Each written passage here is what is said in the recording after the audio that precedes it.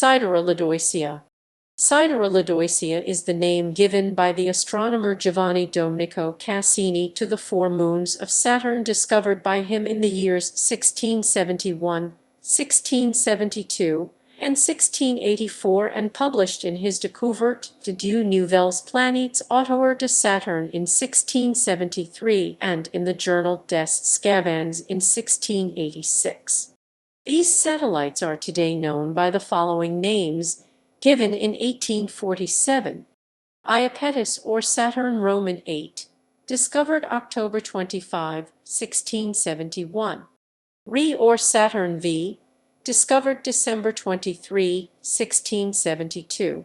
Tethys or Saturn III, discovered March 21, 1684. Dione or Saturn IV, discovered March 21, 1684.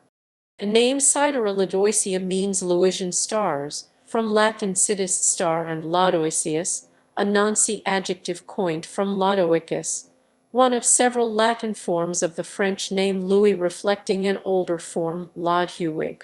Cassini intended the name to honor King Louis Roman XIV of France, who reigned from 1643 to 1715. And who was Cassini's benefactor as patron of the Paris Observatory, of which Cassini was the director.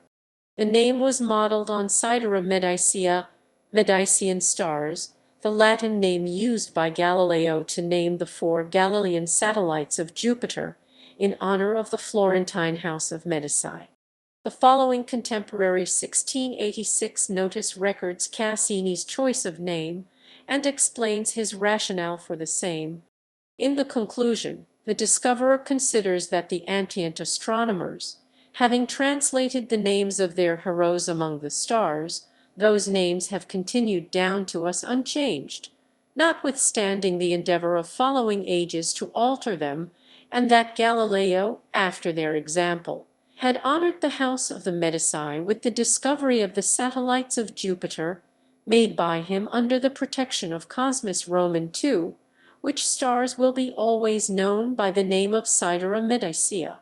Wherefore he concludes that the satellites of Saturn, being much more exalted and more difficult to discover, are not unworthy to bear the name of Louis le Grand, under whose reign and in whose observatory the same have been detected, which therefore he calls Sidera Lodoicea, not doubting but to have perpetuated the name of that king by a monument much more lasting than those of brass and marble, which shall be erected to his memory.